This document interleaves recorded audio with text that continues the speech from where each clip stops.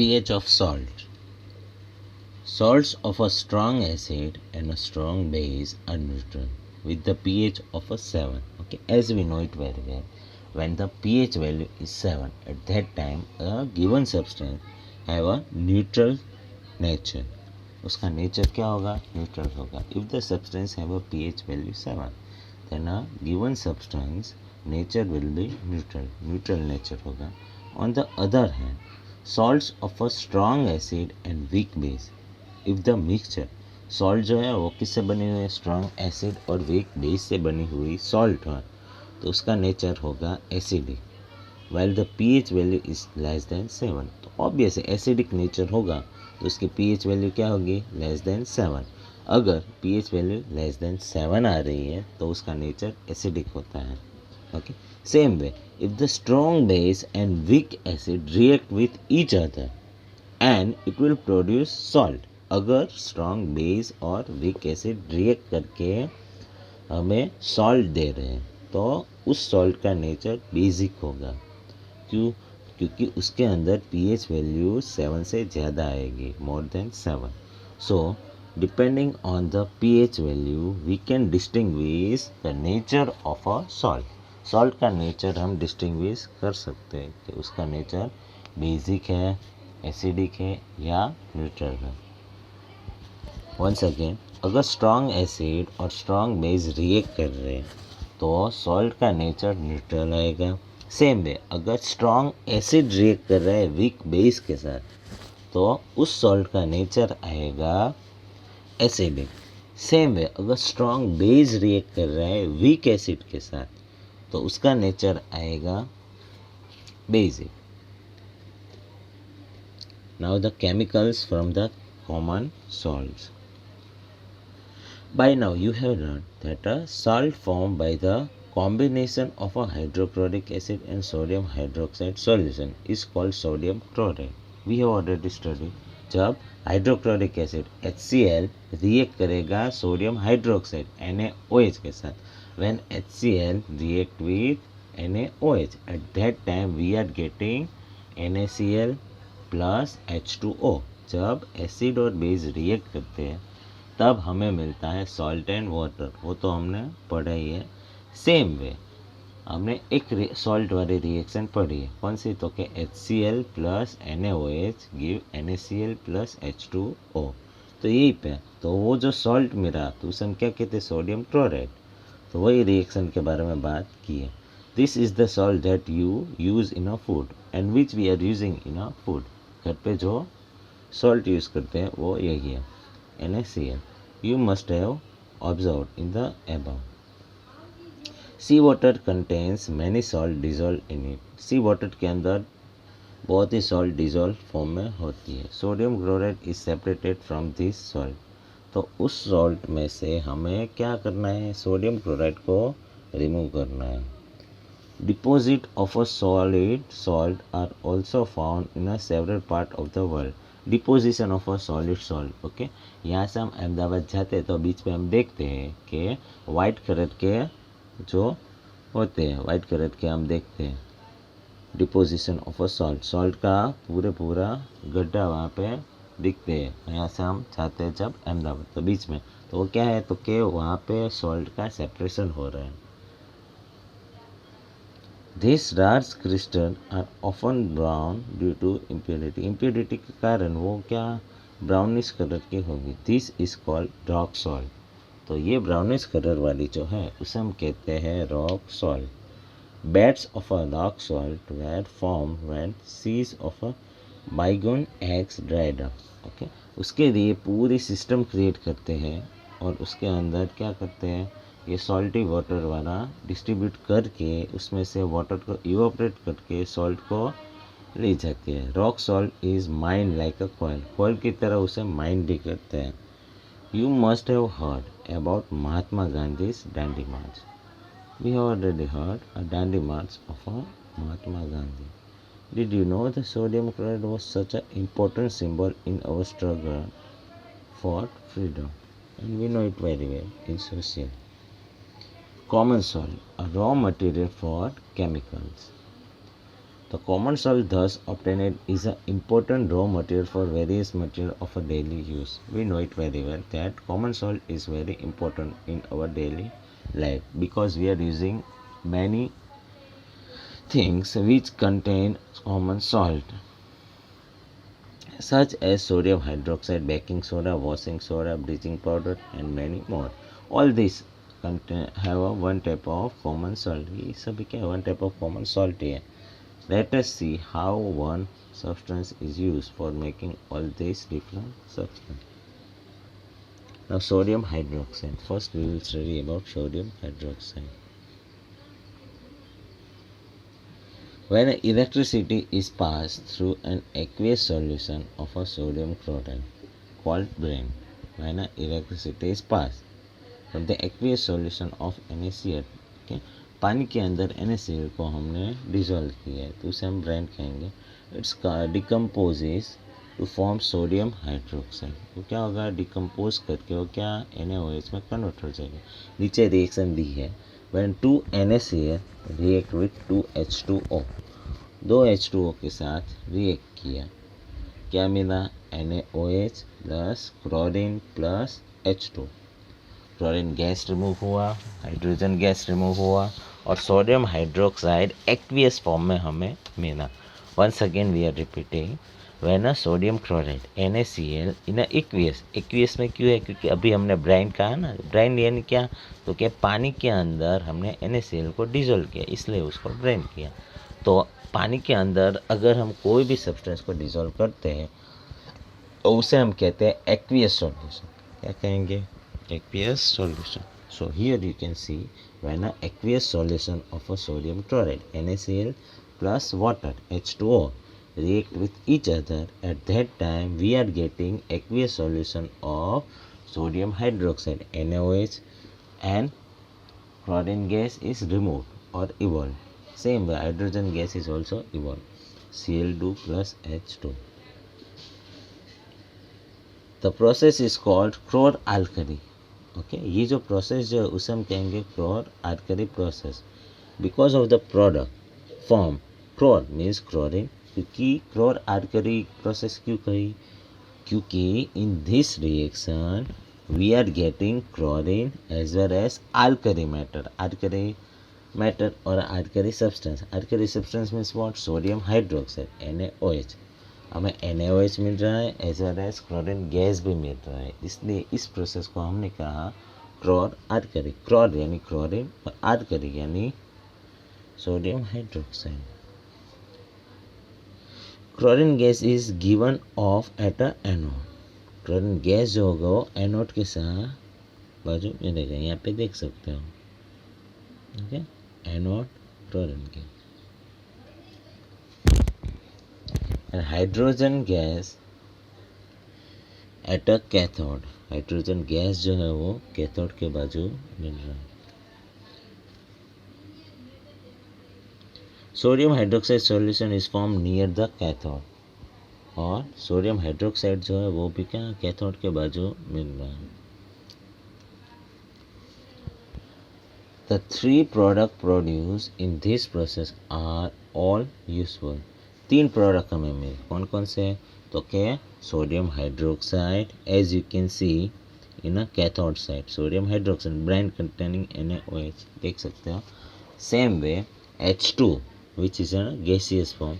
Same way anode के side में, anode के लेफ्ट हैंड साइड में देख सकते हैं, लेफ्ट हैंड साइड में Cl2 which is also one type of product, important product. तो 3 प्रोडक्ट मिले, कौन कौन से है, तो क्या NaOH, H2 and Cl2. 3 products we are getting during the reaction of a sodium chloride and water. So different uses of this product. Okay, now we will see this whole process. यहाँ से आप देख सकते हैं brand को हमने क्या किया, इनपुट किया, अंदर हमने इनपुट किया, यहाँ पे एनोड और कैथोड से हमने इलेक्ट्रोलिसिस के लिए रखा है, देख सकते हैं. Okay, so as you can see क्या हो जाएगा, during that chlorine gas will remove. क्या हुआ, क्लोरीन गैस जो था वो रिमूव हुआ, देख सकते हो एनोड के लेफ्ट हैंड साइड में. और ये क्लोरीन गैस जो है वो कहाँ पे यूज़ होता है? As a product we are getting chlorine, hydrogen gas and sodium hydroxide, in which chlorine gas जो है एज अ प्रोडक्ट हमें मिला है, वो क्लोरीन गैस जो है कहाँ पे यूज़ होता है? तो क्या वाटर ट्रीटमेंट में, स्विमिंग पूल में, पीवीसी में, डिसइंफेक्टेंट, सीएफसी और पेस्टिसाइड, इन सब के बनाने में एज वेल एज वहाँ पे यूज़ किया जाता है। वाटर ट्रीटमेंट में भी यूज़ किया जाता है, स्विमिंग पूल में यूज़ किया जाता है, पीवीसी, ओके, पीवीसी में किया जाता है। और disinfectant, it is use as a disinfectant as well as CFC यानी क्लोरोफ्लोरोकार्बन्स, ओके। और पेस्टिसाइड्स में भी यूज़ किया जाता है। Same way H2 gas, okay, साथ में हमें H2 गैस भी एज अ प्रोडक्ट मिल रहा है। तो ये H2 गैस कहाँ पे यूज़ किया जाता है? This H2 gas is used in a fuel, margarine, ammonia for fertiliser. Ammonia बनाने में भी हम यूज़ करते हैं। इस गैस को हम H2 गैस को हम एमोनिया बनाने में यूज़ करते हैं। और पता है एमोनिया जो है उसको हम फर्टिलाइज़र में भी यूज़ किए जाते हैं। Same way our main product is NaOH, okay. ये सब भी मेन ही प्रोडक्ट है, but we say it as a NaOH। हमारा मेन एम था सोडियम हाइड्रोक्साइड बनाना। देख सकते हैं degreasing method, okay. Soap and detergent को बनाने पे यूज़ किया जाता है। पेपर मेकिंग, आर्टिफिशियल फाइबर्स, उन सब में किया जाता है। सो this way you can see that during the reaction of NaCl plus H2O, brine यानी NaCl plus H2O, it will give product Cl2 plus H2 plus NaOH. Here it is reaction 2 NaCl plus 2 H2O when sodium chloride react with water. It will give NaOH, sodium hydroxide plus chlorine gas plus hydrogen gas. So reaction will be now bleaching powder. Now the another salt, bleaching powder. We have already come to know that chlorine is produced during the electrolysis of a aqueous sodium chloride brine. We say it as a brine. This chlorine gas is use for the manufacture of a bleaching powder, okay. यहाँ पे देख सकते हैं ये जो chlorine मिला है उसको हम यूज़ कर सकते हैं किसके लिए? तो ब्लीचिंग पाउडर को बनाने में। Bleaching powder is produced by the action of a chlorine on a dry slack lamp, okay. Here you can C CaOH2 which we say it as a dry slack lamp or we say it as a slack lamp. When this slack lamp react with a Cl2, okay, Cl2 gas कैसे? तो क्या आगे हमने देखा during the preparation of sodium hydroxide we are getting chlorine gas. That chlorine gas can be use for the preparation of bleaching powder. Bleaching powder को हमें बनाने में वो जो क्लोरीन गैस जो है उसको हम यूज़ कर सकते हैं, ओके। कैसे किया? When the slack lamp react with the chlorine gas, eight that time we will get CaOCl2 which we say it as a bleaching powder plus water mall, okay. Water molecule भी हमें मिलेगा। तो देख सकते हैं CaOH2 जो है जिसे हमने स्लैक लैम्प कहा था उसको हमने क्लोरीन गैस से रिएक्ट करवाया तो हमें मिला CaOCl2 which we say it as a bleaching powder. उसे हम कहते हैं bleaching powder plus water H2O. So this way we can prepare bleaching powder. Once again we are repeating, फिर से एक बार रिवाइज करते हैं कैसे हमें ब्लीचिंग पाउडर मिला। तो क्या जब स्लैक लैम्प CaOCl2 जब रिएक्ट किया किसके साथ? क्लोरीन गैस के साथ, Cl2 के साथ, at that time we are getting bleaching powder. क्या हमें मिला? Bleaching powder CaOCl2 plus H2O. Bleaching powder is used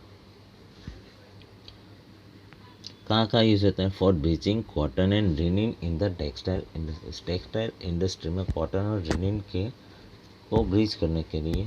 for bleaching wood pulp in paper factory में वुड पल्प को ब्रीच करने में, and for bleaching wash clothes in laundry, okay.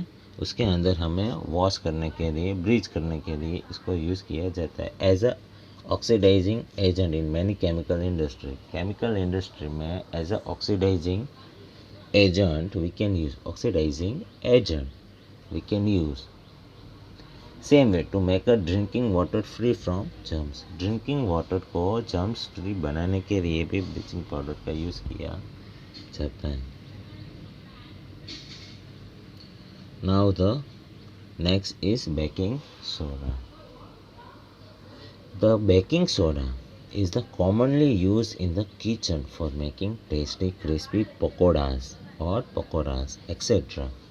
Sometimes it is added for the faster cooking. For the faster cooking also we are using baking soda.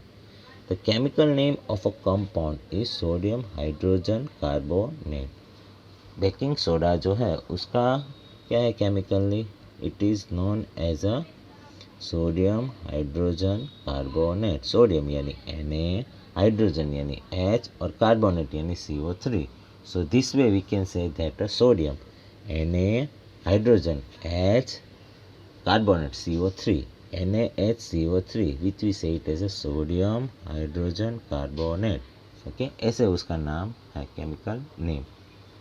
Sodium यानी Na, hydrogen यानी H, carbonate यानी CO3। This way sodium hydrogen carbonate, it is produce using sodium chloride as one of the raw material. Sodium chloride लिया है, raw material में क्या लिया है, NaCl plus water, H2O plus CO2, CO2 plus NH3 which we say it as a ammonia, okay. Once again NaCl यानी sodium chloride, H2O यानी water, CO2 एक carbon और 2 ऑक्सीजन यानी carbon dioxide. Same way NH3, okay, एक nitrogen atom, 3 hydrogen atom जब react हुए तो उसने बनाया NH3, तो उसे हम कहते हैं एमोनिया। क्या कहेंगे, ammonia. So sodium chloride plus water plus carbon dioxide plus ammonia when react with each other. At that time we are getting 1 nitrogen, 4 hydrogen and 1 chlorine atom get attached with each other, which we say it as a NH4Cl. हमें क्या मिला, ammonium chloride NH4Cl plus sodium hydrogen carbonate which we say it as a NaHCO3, जिसे हम NaCO3 कहते हैं, sodium hydrogen carbonate. फिर से एक बार, when a sodium chloride react with a water, जब सोडियम क्लोराइड वाटर के साथ रिएक्ट किया प्लस CO2 और NH3 carbon dioxide as well as ammonia के साथ भी, तब हमें मिला sodium chloride NH4Cl plus NaHCO3, ammonium chloride plus sodium hydrogen carbonate. So this way we get baking soda. Did you check the pH of a sodium hydrocarbonate? Can you correlate why it can be used to neutralize an acid? It is mild non-corrosive basic salt. वो क्या है, non-corrosive basic salt है। The following reaction take place when it is heated during cooking. Okay, during the cooking, हम सभी को पता है उसको हम कुकिंग के पर्पस यूज़ करते हैं बेकिंग सोडा उसको, पर जब वो हम कुक करते हैं तब उसके अंदर रिएक्शन क्या होती है उसके बारे में अब हम पढ़ेंगे, okay. So we are getting NaCO3 as a baking soda, baking soda as a baking soda we are using NaCO3। जब NaCO3 को हीट किया तब क्या हुआ, तो क्या वाटर और कार्बन डाइऑक्साइड जो था वो रिमूव हो गया। वंस अगेन NaCO3 यानी sodium hydrogen carbonate, when it is heated what will happen, 2 sodium 1 carbon and 3 oxygen will attach with each other, Na2CO3 sodium carbonate मिलेगा प्लस वाटर मॉलिक्यूल जो थे वो रिमूव हो गए, as well as carbon dioxide जो था वो भी रिमूव हो गए, तो उसके अंदर सोडियम कार्बोनेट जो होगा वो प्रिपेयर हो जाएगा और उसके कारण ये होता है। Sodium hydrogen carbonate has got various uses in the household. Household में उसके use सबसे ज़्यादा देखते हैं. So this way we are getting baking soda, and during the cooking baking soda reaction will be seen as a sodium carbonate plus water plus carbon dioxide. Now the uses of baking soda. Baking soda को कहाँ use कर सकते हैं? For making baking powder which is a mixture of baking soda and a mild edible acid such as a tartaric acid. When baking powder is heated or mixed in a water, the following reaction takes place. जब उसको हम heat करते हैं या तो water के साथ mix करते हैं तो ये रिएक्शन दिखेगी. NaHCO3 plus H plus acid में से H प्लस जो होगा वो रिएक्ट होगा, क्योंकि हमें पता है कि एसिड जो है वो H प्लस जो है आयन है, एसिड के अंदर H प्लस आयन होता है, तो वो H प्लस आयन रिएक्ट होगा और कार्बन डाइऑक्साइड जो था वो रिमूव हुआ प्लस H2O रिमूव हुआ और sodium salt of acid, acid का सोडियम सॉल्ट मिलेगा. ऐसे हमें सोडियम सॉल्ट ऑफ एसिड मिलेगा और कार्बन डाइऑक्साइड प्लस वाटर जो होगा वो रिमूव होगा. Carbon dioxide produce during the reaction can cause bread और cake to rise making them soft and spongy. ये जो कार्बन डाइऑक्साइड जो है ओके उसके कारण क्या होगा, ब्रेड और केक जो होगा वो क्या करेगा, सॉफ्ट एंड स्पॉन्जी बन सकता है. Sodium hydrogen carbonate is also as a ingredient in antacid. Antacid में इसको हम यूज़ करते हैं. Antacid हम to oppose acid bin alkaline. It neutralize excess acid in the stomach and provide relief. Okay, तो as a antacid we are using antacid यानी क्या, जब एसिडिटी होती है तब एसिड जो हमारे स्टमक के अंदर प्रोड्यूस हुआ है उसको न्यूट्रलाइज यानी क्या, कम करने के लिए एसिडिक प्रॉपर्टी, स्टमक की एसिडिक प्रॉपर्टी कम करने के लिए, एसिडिक नेचर कम करने के लिए इसको हम यूज़ करते हैं और इससे हमें स्टमक में रिलीफ मिलेगा. It is also use in a soda acid fire extinguisher. Fire extinguisher में भी यूज़ किया जाता है. Now the next is washing soda. Another chemical that can be obtained from the sodium chloride is Na2CO3.10H2O,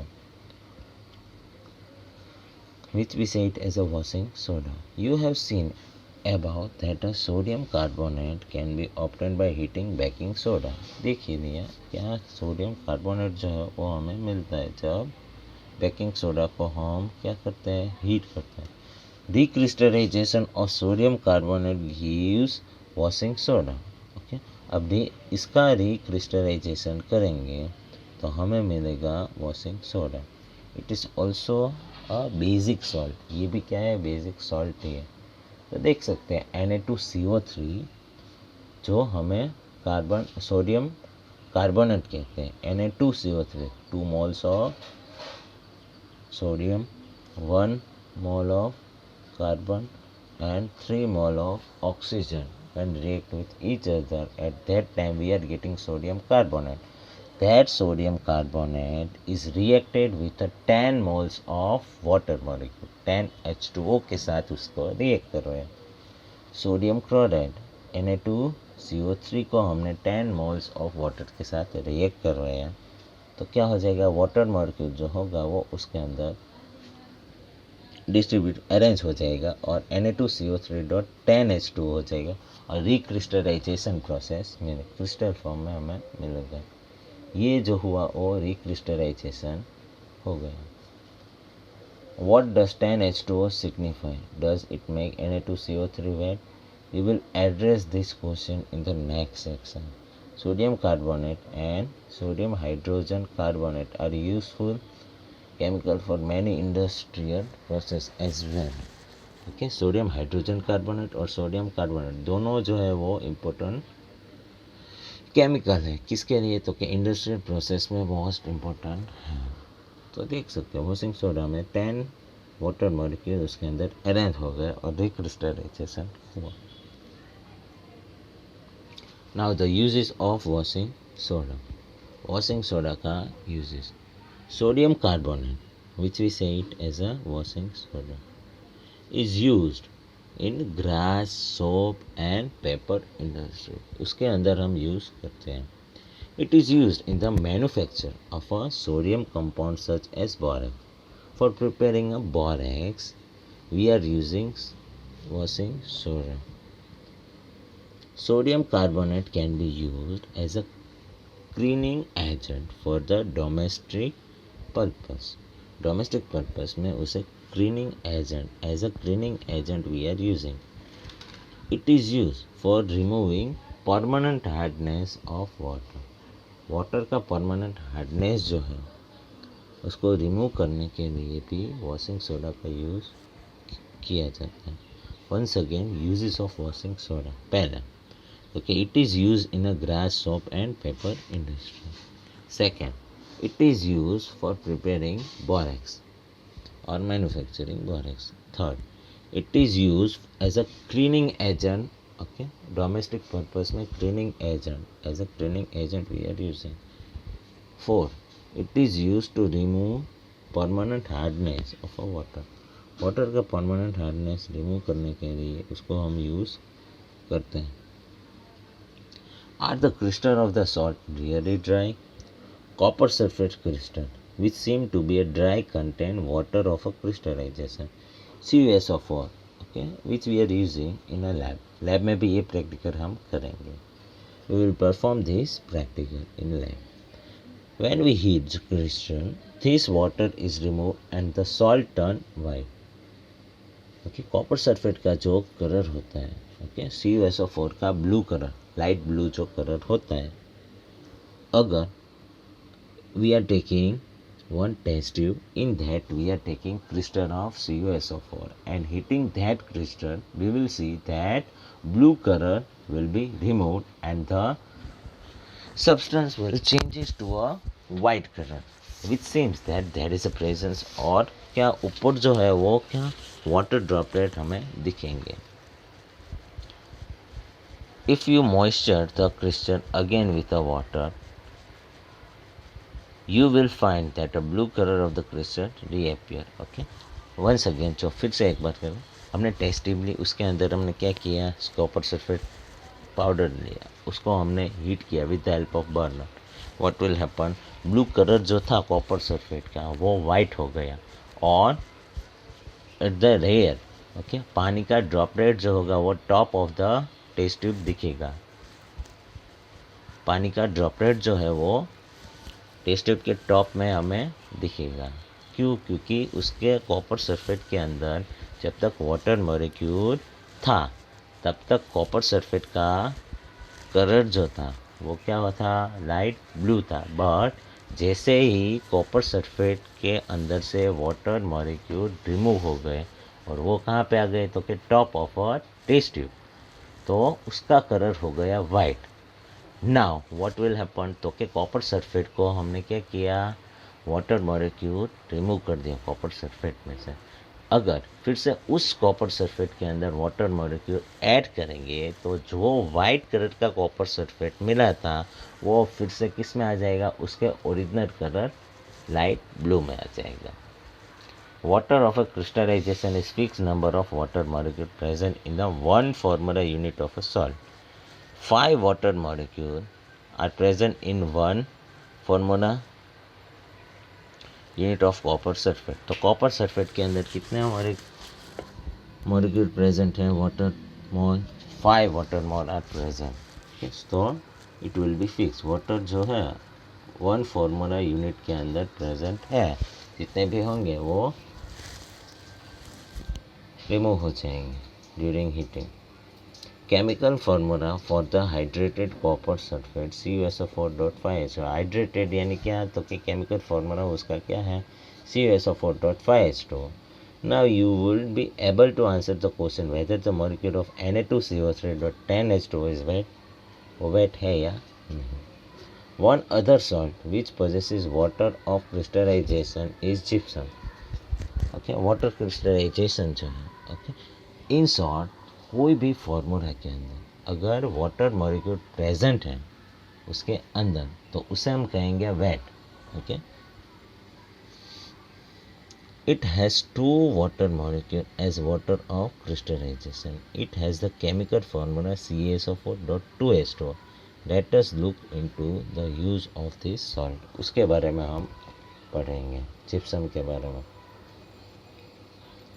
On heating gypsum at 373 Kelvin, it loses water molecule and become calcium sulfate, hemihydrate. Okay. As you can see in a reaction में देख सकते हैं. Okay. On heating gypsum at 373 Kelvin, gypsum को हमने क्या 373 Kelvin, it loses water molecule and become calcium sulfate hemihydrate CaSO4.2H2O. This is called plaster of Paris. उसे हम कहते हैं plaster of Paris.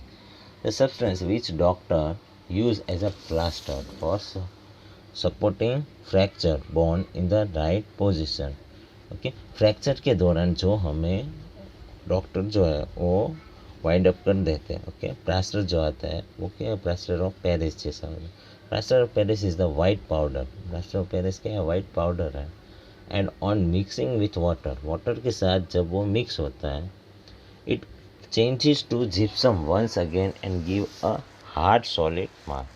ओके, तो देखो प्लास्टर ऑफ पेरिस यानी CaSO4.2H2O. ओके, जब ये हाफ H2O जो है जब 1.5 वाटर के साथ के, in short when a plaster of Paris यानी CaSO4.2H2O which we said as a plaster of Paris react with a 1.5 water molecule, at that time we are getting gypsum CaSO4.2H2O. Okay, तो देख सकते हो कि plaster of Paris में half water molecule present है और जब वो 1.5 वाटर मॉलिक्यूल के साथ रिएक्ट करेगा तब उसके अंदर 2 वाटर मॉलिक्यूल प्रेजेंट हो जाएंगे.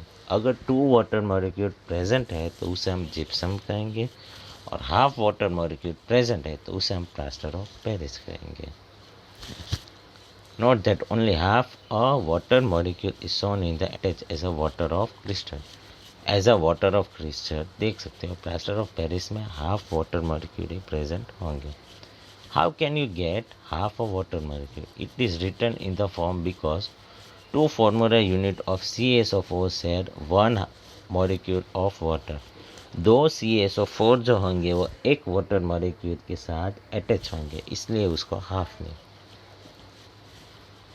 Plaster of Paris is use for making toys. Toys में देख सकते हैं material for decoration and for making a surface smooth. Surface को स्मूथ करने के लिए भी प्लास्टर ऑफ पेरिस का यूज़ किया जाता है. Try to find out why is the calcium sulphate hemihydrate called plaster of Paris. उसे हम प्लास्टर ऑफ पेरिस क्यों कहते हैं. Now we will see one video.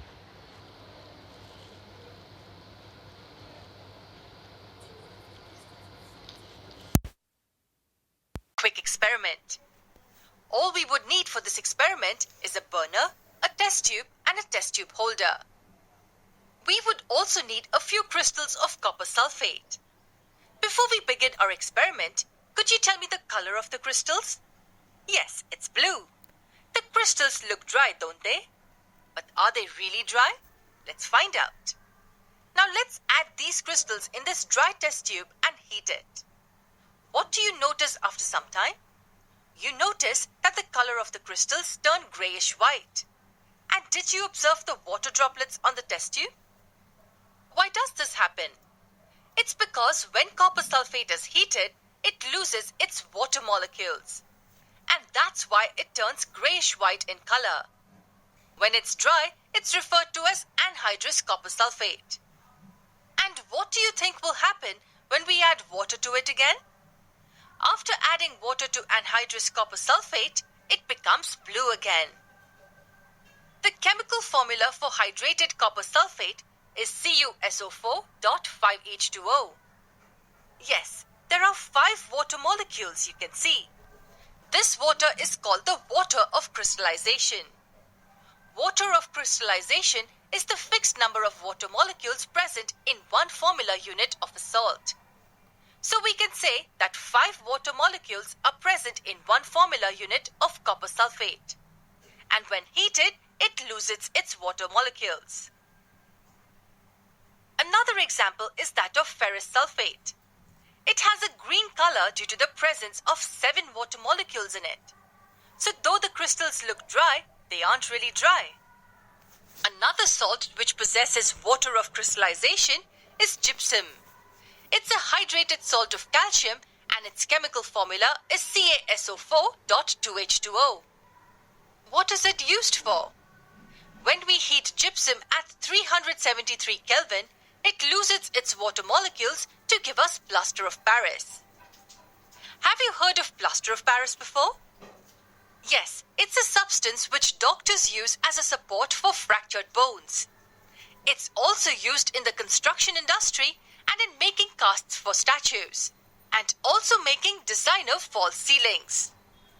Its chemical name is calcium sulfate hemihydrate and its chemical formula is this: CaSO4 and half a molecule of water. After addition of water, plaster of Paris is again converted into gypsum. Okay, are you wondering how we are able to see just half a water molecule here? Is that possible? It's written like this because 2 formula units of calcium sulfate share 1 water molecule. And why do you think it's called plaster of Paris? Does it have anything to do with the city named Paris in France? Plaster of Paris was first made many years ago and has been used by ancient Egyptian and Roman civilizations. However, it wasn't used on a large scale until the 17th century, when it was required to be used in almost all the construction in Paris. In the year 1666, a fire raged across London, destroying many parts of it. In its aftermath, the King of France ordered that all walls made of wood in Paris be immediately covered with plaster as a protection against such fires. This resulted in large-scale mining of gypsum, which was available around Paris in huge quantities. Thus, during the early 18th century, Paris became the center of plaster production, and hence the name Plaster of Paris.